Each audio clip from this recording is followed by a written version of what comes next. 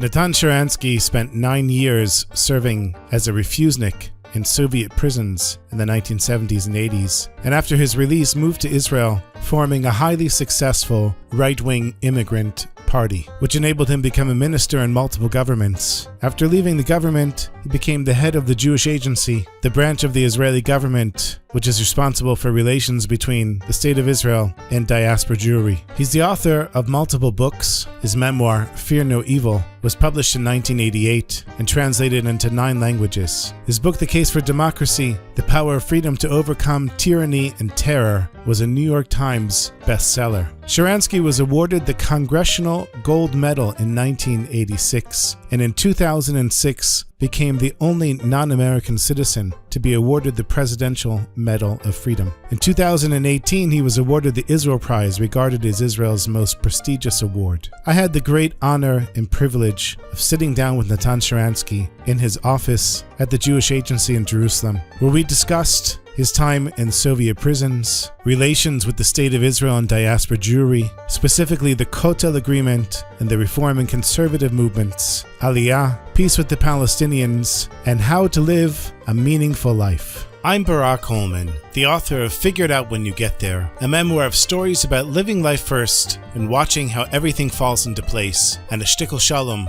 a student, his mentor, and their unconventional conversations. And this is Jewish People and Ideas, a podcast of conversations with Jewish thought leaders about contemporary Jewish topics. Support for this episode of Jewish People and Ideas comes from the Mayanot Institute of Jewish Studies, located in the heart of Jerusalem, providing a highly academic Judaic studies curriculum taught by a dynamic staff and a welcoming atmosphere. To learn more, go to mayanot.edu. Shalom Aleichem, Natan. Shalom, shalom. I grew up in the Reform movement, and your name was always spoken of in our Reform temple. Yeah. You can see I'm no longer a Reformed Jew. Yeah, but I went off the derech. So when you moved from Reform to Orthodox world, the picture was still there or did it disappear? No, the picture was still there. Okay. And so for me to meet you is really a great honor. Yeah, thanks. And I thank you for giving me this time. Okay. You spent 9 years in the Gulag, 9 years in the Knesset, and 9 years in the Jewish Agency. Which of them was worse or best? Well, the most enjoyable was, of course, prison, because of simple reason. Because there was, in terms of physical, it was a very tough place. But in terms of fulfilling fully your obligations as a Jew and human being, you feel that you say no to KGB every day, and with this you fulfilled all Taryag Mitzvot. In daily life, you can never feel so fully completing your obligations in this world. You are in constant doubt. You are in constant compromise, sometimes understanding what a failure you are in some major obligations or challenges. And here, God, the fate, people gave me a unique opportunity to be in the center of the world struggle, feeling very close, almost intimately, that you continue this journey which started in Yetziat Mitzrayim and continues until this day for our right to be free and proud Jewish people. And all what you have to do is to keep saying no to KGB, being in prison. So from this point, it was a very comfortable life. In the government, of course, it is very complicated. It's most complicated. It's because there you have to make, as a member of coalition, as a member of Knesset, as the leader of the party, you're supposed to make a lot of decisions which will help to those who sent you to the Knesset and which will not undermine your feeling of connection with all the Jewish people. And because it is coalition government, so there must be many compromises. And I never felt very comfortable. So sometimes I felt that I cannot go anymore with this government, and I resigned. So when asked my prime minister if I would be then, if I want again to start to join him in the government 10 years ago. I said, I was in the 4 different governments, and I resigned twice. For comparison, I was in 4 different prisons, and I never resigned. So something is wrong with my being. And then he said, so you don't want to be in a public office anymore? With irritation. I said, no, if you'll support me as a candidate to be the chairman of Jewish Agency, I'm very interested. He almost fell from the chair because usually the chairman of Jewish Agency wants to become a member of Knesset, the minister, ambassador in Washington. And here he really proposed me all these options. And I said no. And I want to get something minor, as it was believed. And he said, well, you think there is another 1 million Jews to bring and to take credit? I said, no, I don't know whether there is another 1 million Jews. I'm not sure. But of course, I'll be happy to be involved in bringing any number of Jews. But the most important thing that you're right concentrating on the threat of Iran. But we have another threat. We have a threat whether we survive as one people. And I think Jewish Agency, I know very well Jewish Agency. I was fighting against Jewish Agency. I was cooperating from the ground to the agency. I know how unique this position of this organization between Israel and Jewish people. And that's something that I was dealing all my life, and I'm interested. So that's how I completed my 9 years in prison, 9 years in the government with 9 years in Jewish Agency. So you said when you said no to the KGB, yeah. It was like doing all 613 mitzvot. Yeah, easy. That's how easy it is to be a good Jew. It's much more challenging in daily life, yeah. So who's the KGB for you today? Oh, thank God, there is no KGB. I mean, you understand what I'm saying? To whom I have to say no today? Or what gives you that same feeling of purpose that you got by simply saying no? No. What gave me this feeling of purpose is not KGB, is this feeling when I discovered that there is a country that I want to be part of, that there are people all over the world who say, your father is from Odessa, my father is from Odessa, we are one family. And there is a history that you definitely want to be part of this history.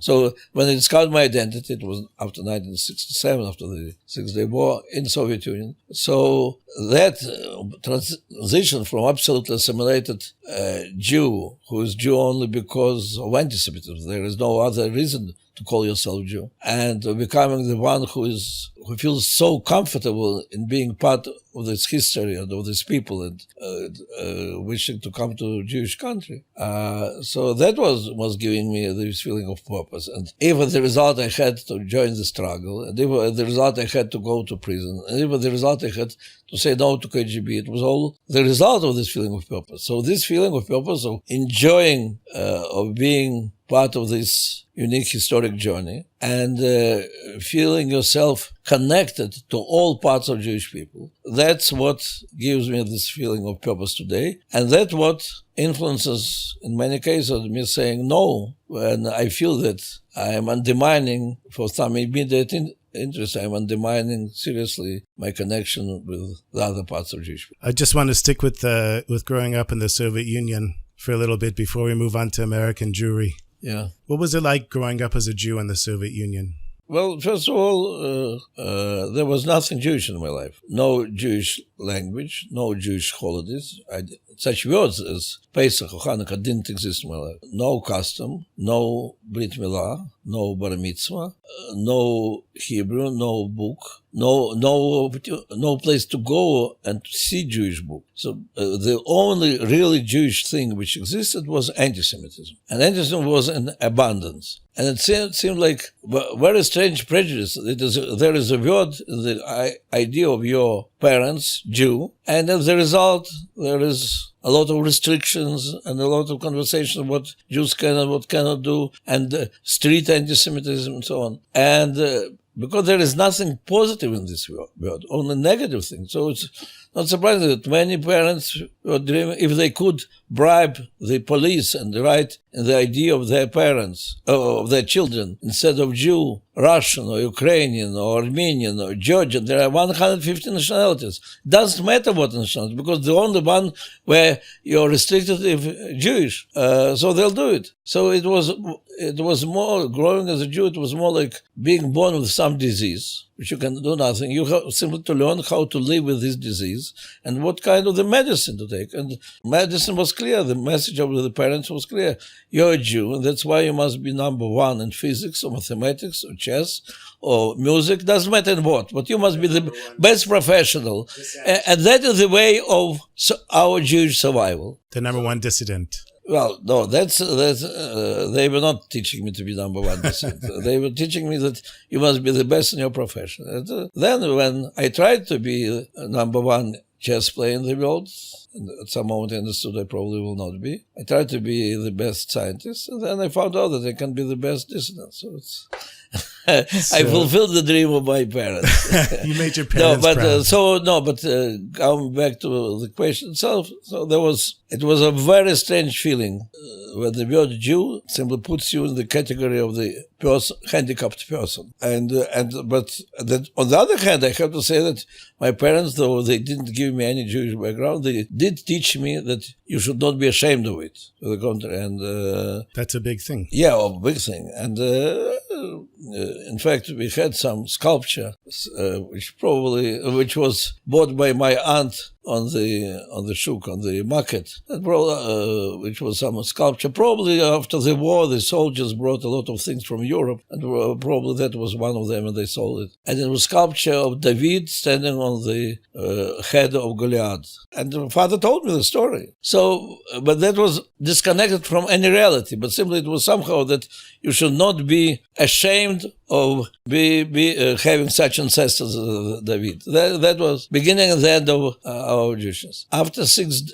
Day War, when it changed, when suddenly, not also because of us. Of course, we, as all those who didn't like Soviet system, and we were typical double thinkers who knew that all this is lie and so. But somehow you feel we were glad that Israel won. But to say that it was something very important in comparison with your studies, with your exams, with your struggle for survival and for your position, no. But when all the goyim around you and friends and enemies start looking at you and saying, "How you guys did it?" And you say, you don't know whether to be insulted. Why they say how we did it, or to be proud of it. And then you understand that you have no choice. You have to understand what this connection between you and why all the world connects you to Israel. And that's when you start reading, in fact, in the underground, from the books which were brought by American Jews about our history.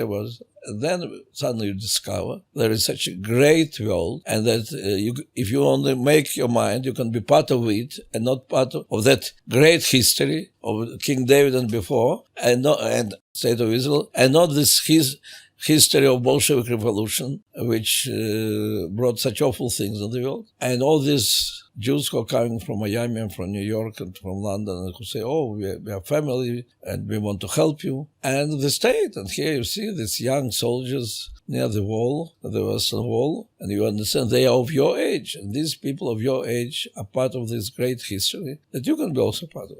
So that's when the real change happened, and then the word Jew started meaning something very real. So you had powerful symbols that carried you through your time in the Soviet Union. Yeah, which came back, which were not really, which you didn't see as a powerful symbols before, but when you return back to your roots, it all comes back in a very powerful way. Yeah. So that's a good transition into American Jewry and American Jewish identity. Yeah. You said that you had the realization that there's this whole world out there. Yeah. And you have to choose to be a part of it and choose to be a part of the Jewish people. Yeah. What do you think is going on with American Jews and their choosing to be part of Israel and being part of the Jewish people?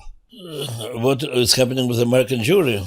The question that I'm asking is, are American Jews going through the same thought process that you did to choose to identify with the state of Israel, with the Jewish religion? Yeah, look, of course, American Jews don't have to do it under such a pressure, in such extreme situation. In fact, American Jews have... I just now came back from Spain, and I went to all those places which were very, very Jewish, and Toledo, Cordova, Sevilla, Granada, and you learn about you learn the texts which were written there, and the debates with Jews, and all these great synagogues, which are now churches. Oh, really? Yeah. Well, from very few that are like museums, were taken back from churches, but mainly they all became churches. And you see there also the texts written, like in Toledo, in one of the synagogues, which was like the most powerful Jew of the community in those days. And there it is written how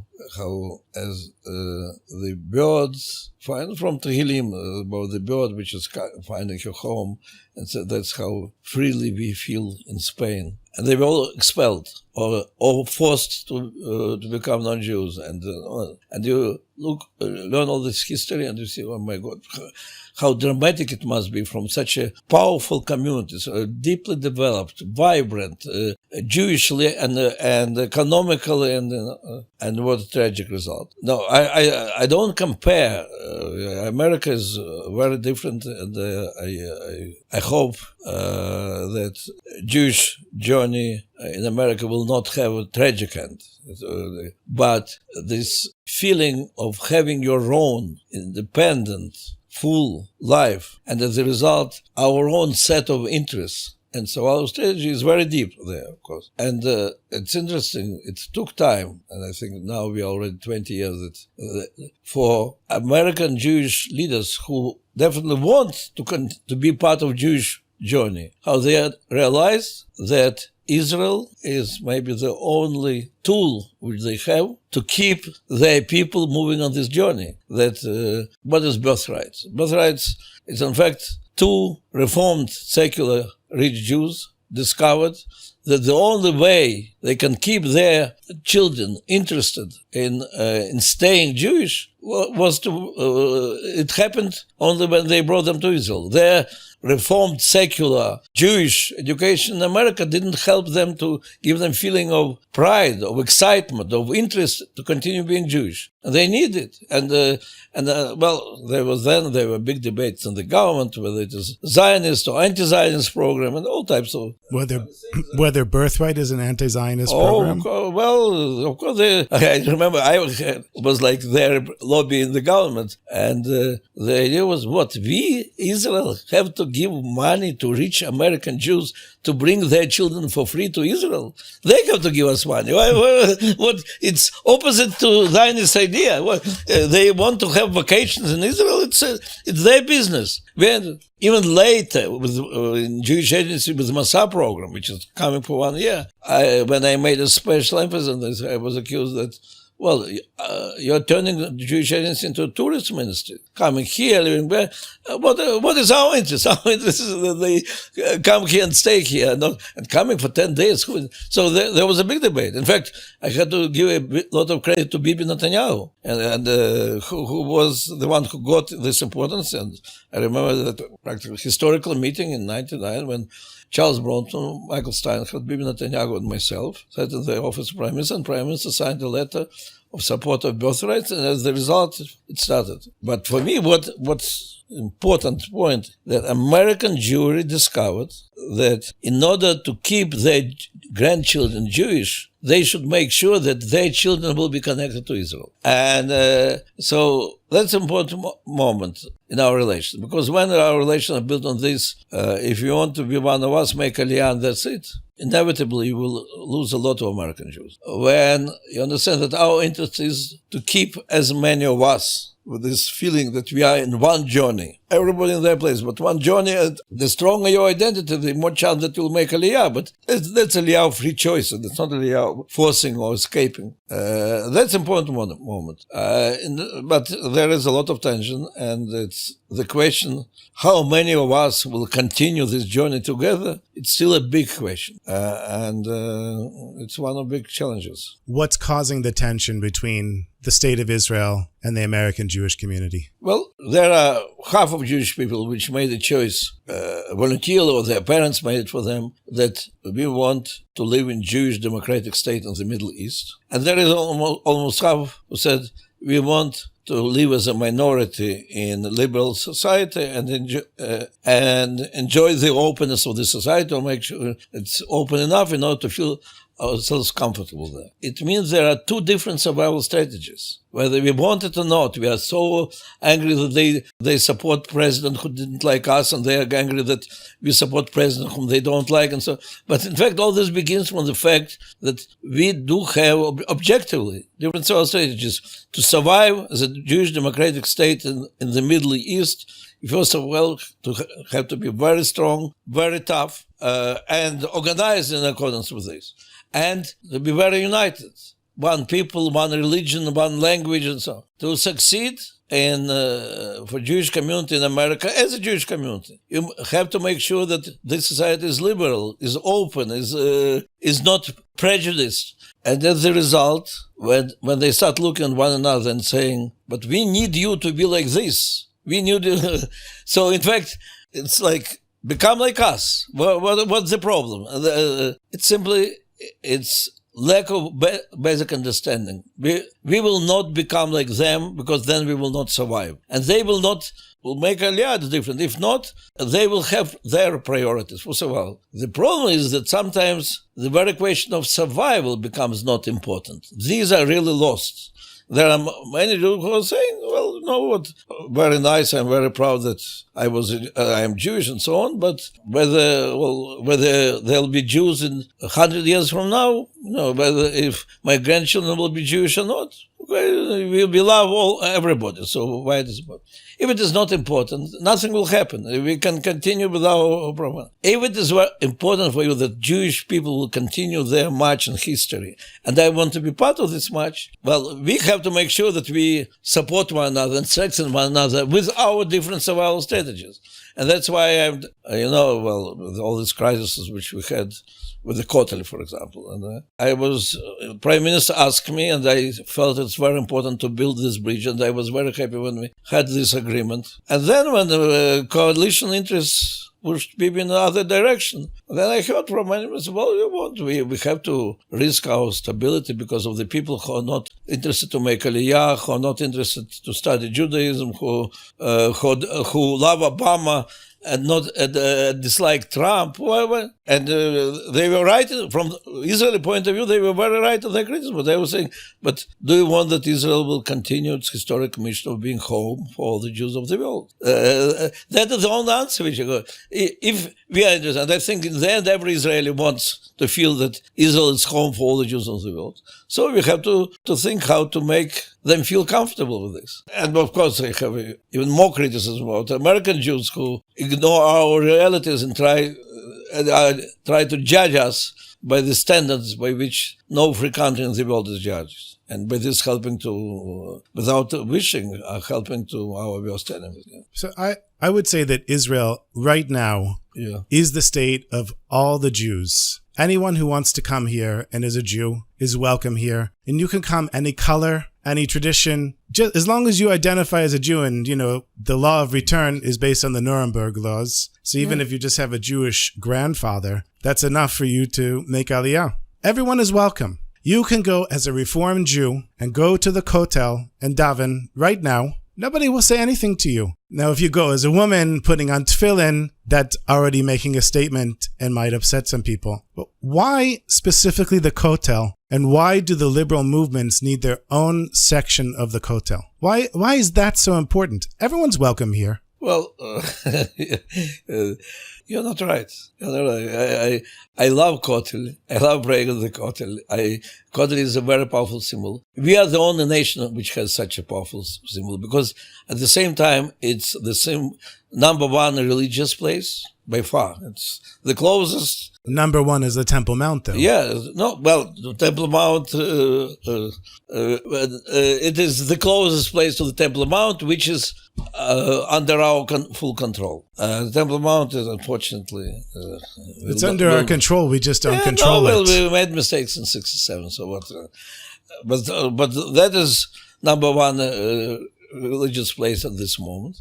And that's number one national symbol. It's a symbol of our redemption, of our aliyah, everything. The soldiers are coming there to give with you. The soldiers are coming there not to give oaths, not because it is synagogue, but because it has unbelievably powerful connection to all the Jewish struggle for the freedom. Do secular Jews identify with the Kotel? Yeah, of course. Really?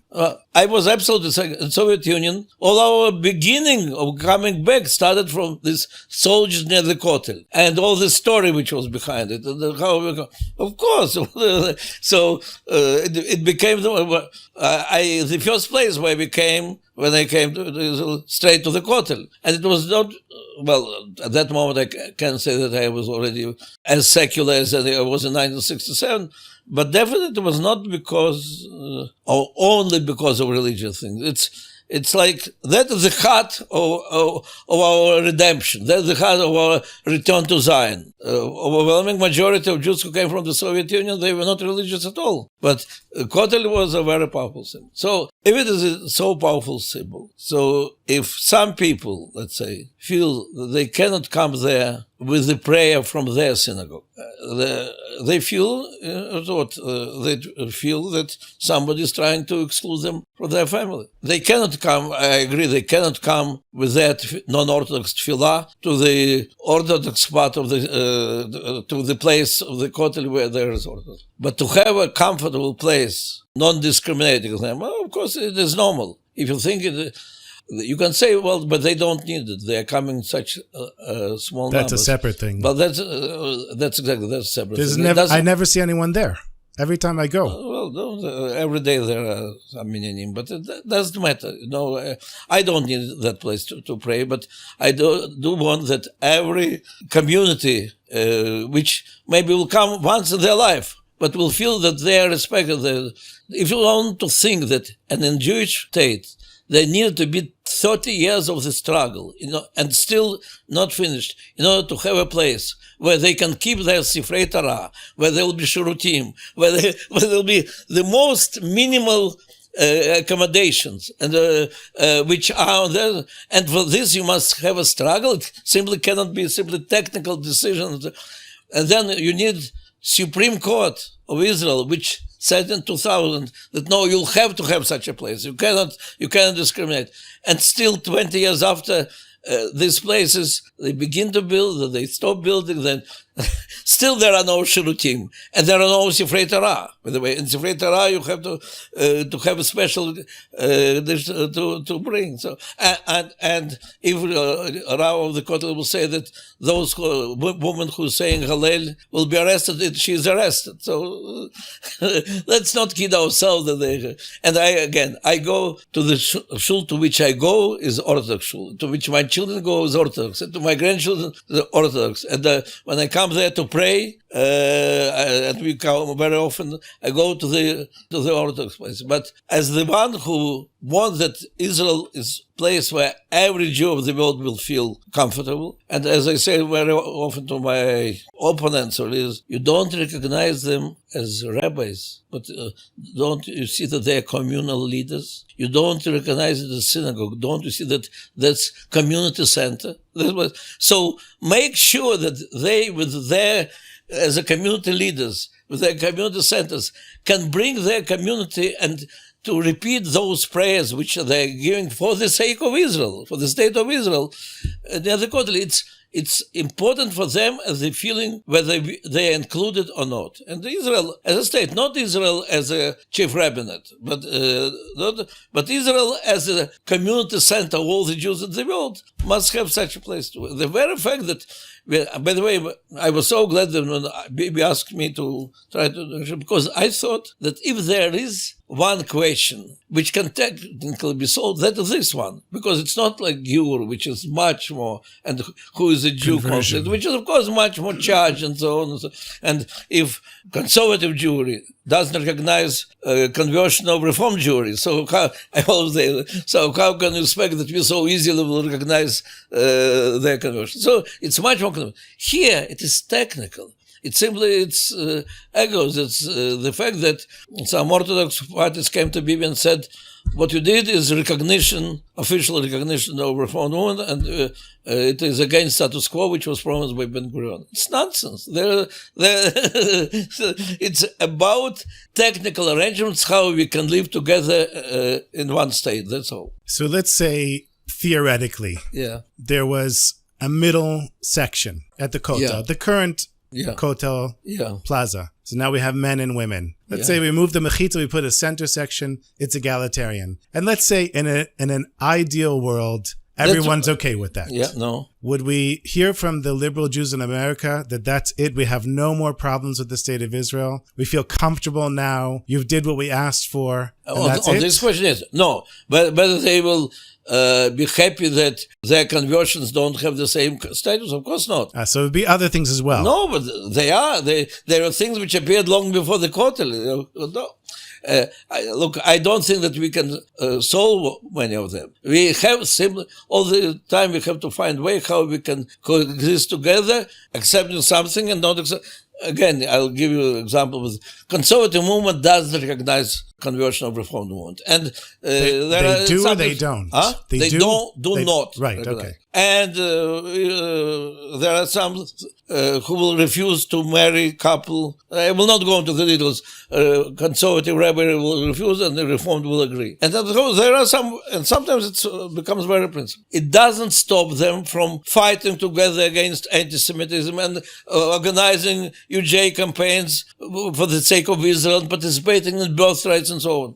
That's type of things which we have to look. We need one common denominator for the citizens. And that's why we insist that the only common denominator can be Orthodox conversion. Then the question is how to make it more friendly and so on and so on. They don't have this problem. It doesn't mean that we can accept their approach or they can accept our approach. It should not stop us from finding the way how we can continue our journey together. So there are questions in which we will have to stay different, but there are questions in which we can build bridges. And Kotel is one of the most powerful symbols and most simple technical things where we can build these bridges. So, if you say, but if we will solve the problem of the Kotel, does it mean that they will stop supporting Obama and will start supporting Trump? Of course not. Of course not.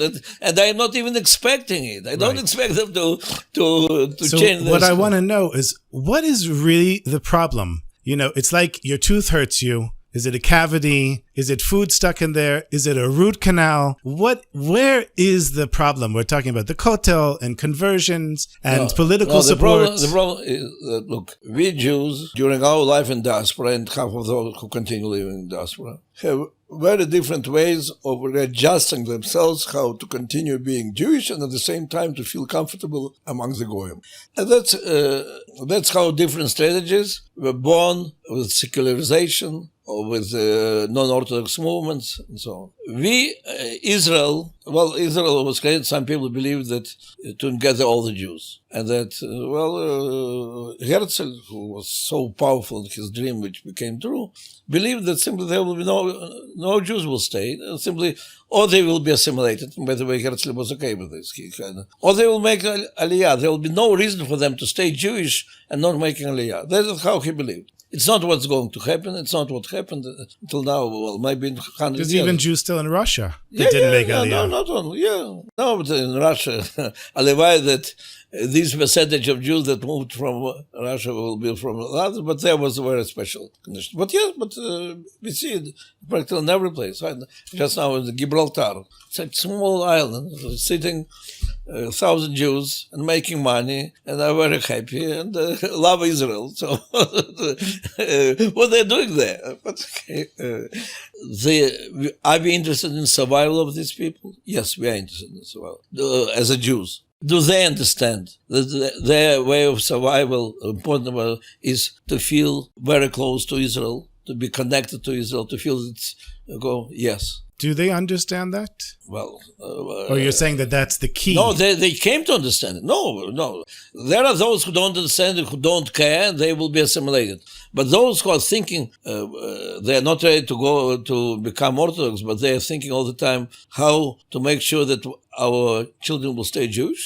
These are those who want to continue. Look, it's clear to me, and I think it's clear practical to every community. There are only two tools which stop assimilation, which are working against assimilation. Two tools: faith and Zionism, connection to tradition and connection to Israel. And that's why Birthright became by far the most popular project. What is more popular project of the Jewish world in comparison with Birthright? 50,000, 60,000 young kids going every year. Because of only reason that their parents and they themselves somehow feel that they want to be part of it, but they don't understand why. And this feeling of connecting, inspiring history, of interesting people, of interesting society, so that you can really be proud, not you are ashamed or you are proud of it. It's only through direct connection to Israel. So yeah, I think that's why I believe is the only hope. So Herzl was not right saying that there will be no Jews out of Israel, but I think he is right in some way that Jews who are not connected to Israel then will be assimilated. Israelis look at the pluralism of American Jews and see assimilation, intermarriage, and the dwindling of the Jewish community in America. And liberal American Jews see pluralism as the key to their survival. Is pluralism the road to extinction or the road to survival? Well, but that's exactly one of the main collisions of in Israel, it is goes without saying that a reform movement is the way to run away from Jewish people. And by the way, historically, there is a lot on it, because it was how I can stay Jewish but be like Goy. Jew at home, but German or French or whatever in daily life. And that was the beginning of running away. In today's America, it seems, statistics and so on, that is like the last station before disappearing. And so to say that it's because of reform, okay, let's look at the societies where there is no reform. Is assimilation less there? Simply, if you look also at the statistics, there is permanent movement from Orthodox to conservative, from conservative to reformed, from reformed to assimilated fully. And there is some percentage of return. So if you take away... You're looking at one. Exactly, return.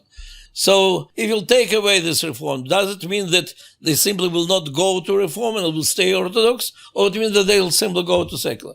I think that, first of all, I don't think there was a very deep analysis of this. But from some figures, so my feeling is that's like the last opportunity for you to stop and think, do you want really to be part of Jewish people or do you want to be part of different history? And the fact that there is, so let's put it this way, I don't know in the end, only God knows what will be in the end. But I know that it is our obligation to work with everybody on different stages. And if you want born as a reformed, so you must know it even if Israel was disconnecting itself from all these reformed Jews saying, as unfortunately some of the ministers were telling me, they don't want to make Aliyah, they don't want to send children to Jewish school, and they don't support our position on Iran because they love Obama. That's why I'm not interested in that. I think we as a Jewish state don't have right to do it. It's as if, let's say, Likud or Labour and we're saying all those who are Hirut, they're not part of us. They're really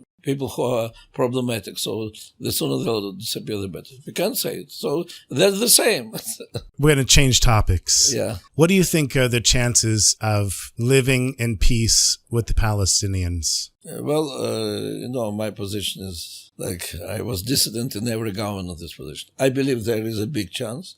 But I believe that the so-called peace process is not a peace process because it's all built on the fact that sooner or later we'll find Arab dictator who will bring us peace. Like Sadat. Like Arafat is the best example. We took a terrorist from Tunisia. We brought him. We said to Palestinians, he will be your leader. Take it or leave it, but he will be your leader. And we started paying him $30 million on his personal account every month. Every month on his personal account. From the money which we were transferring to Palestinians as a taxes, we were taking $30 million every month, putting on his personal in order he will be our dictator. And at some moment, I was raising it in the government. From 93 was Oslo, I was against it. In 96, I became minister, and I was raising in Bibi's government. And our finance minister, Neyman, was telling me we can't stop doing it because it's Paris agreements. That's what Europe, that's what America. I think we had to give to Palestinians much more than 30 million. Maybe we had to give them 300 million, but not to the terrorists, to not help through to those bank accounts. But look, it's public money. So of course, everything, to dismantle refugee camps, to build civil society, to strengthen trade unions, to have joint ventures, not with the Arafat. I was Minister of Industry Trade. It was impossible. He was so non-interested in anything which makes his own people more independent. The fact that they'll get more money, good salaries, but it will be not from his hands, he's not interested. So that's why I was from the very beginning against this peace. I said that there is no way. I wrote my first article against Oslo 2 weeks after it was signed. And I said that the idea that Rabin said that Bli Bagatz B'Tselem V'Yafei Nefesh, Arafat will fight with Hamas much more successfully than we do, is such a mistake, because he as a dictator will need us always as the enemy to keep his own people under control. And then, of course, with the disengagement. So I don't think the peace process even started. In fact, by the way, in Trump, I don't know what is its plan, but the fact that he begins from massive economical plan, I would say there must be also social plan, and not through Arafat and not through Abu Mazen, but through independent institutions. It has to be done. And the fact that, by the way, that Abu Mazen denies this plan, it's also good because it means that if he will continue his economical efforts, it will not come. If all this money would go through Abu Mazen, forget it. It will be through corruption and strengthening this. But if it will be through building free economy, I believe there are enough forces inside Palestinians who are interested. Exactly like, by the way, Arabs of Israel. I worked a lot with Arabs of Israel. So then, of course, they will be interested to not to live in constant fear that if they disagree or Abu Mazen or Hamas, somebody will kill them or their children and so on. So, but it's a long process. Building civil society, it has to be before speaking about independent state. And definitely before we start moving our army and giving them any control on any square meter, because every square meter that our army moves away becomes the base for terror. That's why I resigned from Sharon's government, and I simply warned that what he's doing with us, it's turning it into the biggest terrorist beachhead in the Middle East. That's what happened. So I am for real peace process. A real peace process begins from helping to Palestinians to build a civil society. If it will fail, there will be no peace anyway. That's why on one hand I am optimist, and on the other hand I'm pessimist, because nobody is doing it. When we start looking for peace, we are always looking who is the dictator who will help us to control Palestinians. And it will not work. Last two questions. Yeah. These are now concluding questions. Yeah. The question is, if you have a billboard that say that millions of Jews are going to stop and they're going to read what's there, what message would you put on this billboard? It so happened that in my life, the phrase which came very powerful to me in prison, and they write about it, was "Gam ki elech bagei tzar mavet lo ira ra ki ata imadi." Even if I will walk in the valley of the shadow of death, I fear no evil, because you, Hashem, are with me. But I'm afraid many will not understand why it is such an important phrase. Simply, it was very special to me when it came. You repeated that to yourself again and again in prison? When I started reading my psalm book, which there was a long story, how I got it a few days before my arrest, how I put it aside, with the note of Avital that she has feeling that the time has come to send this book to you. A few days after I was arrested, and then I started struggling for it. And they brought then this book to me with the telegram about the death of my father 3 years later, after my arrest. And I decided that I'll start reading it until I understand something, because if you didn't learn, first of all, there are many words that you don't know, but you don't even understand where is the beginning and the end of the sentence, because there are no periods, no commas. That's all, and all these signs you don't know what it is. And so I took it as a mathematical, logical task. And here is text of hundreds of thousands of words. And the first phrase, which I understood fully, was Gam ki alech b'geitz l'maut lo ira ra ki atayim yes. Direct message, which is sent to me by God, Vital, people of Israel, whatever. Well, the other phrase also, which was important, Kol halam kolo geshu tzaram me'od, v'heikar lo lefachet klal. The whole world is a narrow bridge, and the main thing is not to be afraid. That's Rabbi Nachman. No, and I learned it by chance. Some Reformed rabbi with a guitar came to Moscow and like a few months before my arrest and taught us it. And in the prison I started singing it simply because it was one of few phrases that I remembered. There he says, Lo lihit pached. And the hit pa'el, which means if you look in the Kutei Moran, I know because I give a lesson every week in the Kutei Moran, it says lo lihit pached klal, meaning don't cause yourself to become scared. You can be scared. The KGB is coming for you. You should be scared. Yeah. But you yourself shouldn't make yourself scared. But even without knowing it, that's exactly what I felt. Yeah, but, so there you go. You got the intention. But because I didn't even see it written, I simply remembered how she learned and I didn't know that it's Rabbi Nachman. But it doesn't matter. Okay, so the last question. Okay. You've lived an exceptional life, really. Yeah. A very special life. Hard at times. Yeah. But a very special life. And I heard in one of your interviews, and you mentioned this earlier here, that you wanted to be the best chess player in the world, didn't work out.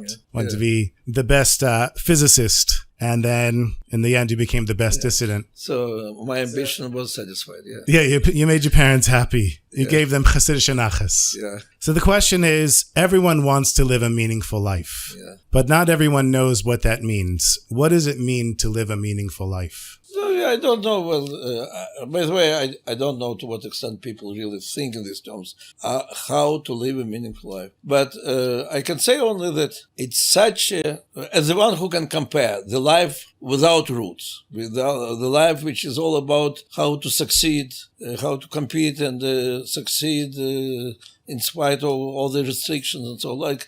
To be like a good sportsman, and but without identity. So, and the life with the identity, the life when suddenly you have roots, you feel that there is history, there is people, and there is future which is logically connected to the past, and you want to be the chain which is connecting between this unbelievably interesting past and very challenging future. How much more full and much more interesting, much more enjoyable this life. So you want to enjoy, and that's very enjoyable. That's why whenever I was proposed then to have compromise and to go back to the life of a competition without identity, I simply didn't want it. It was not inspiring enough. It was not interesting. So to give advice how to live meaningful life, I cannot. To say that from my experience, it is so enjoyable, so interesting when you're not simply some small spark which appeared here in the universe for a few dozens of years and will disappear, even if you enjoyed it with good food and so on, but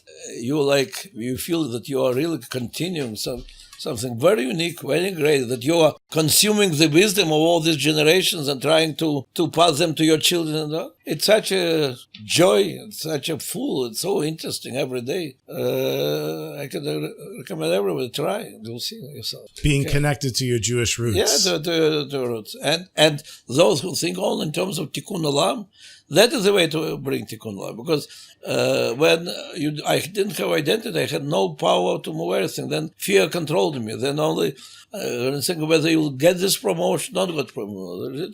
It's very big and forces in the world. When you're getting your identity, then you are strong enough to change the world for the better. Thank you very much, Natan. Okay, thank you.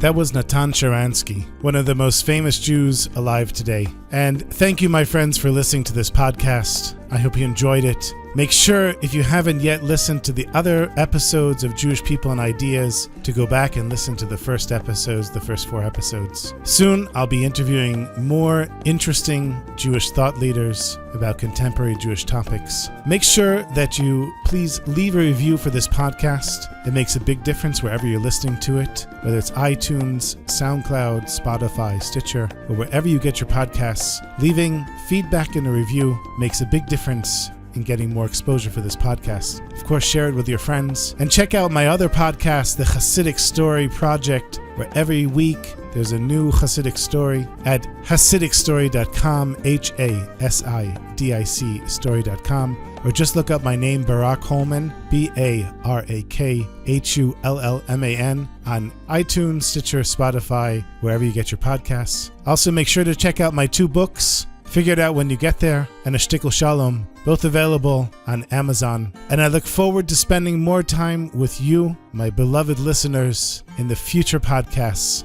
Thank you for listening and for all of your support.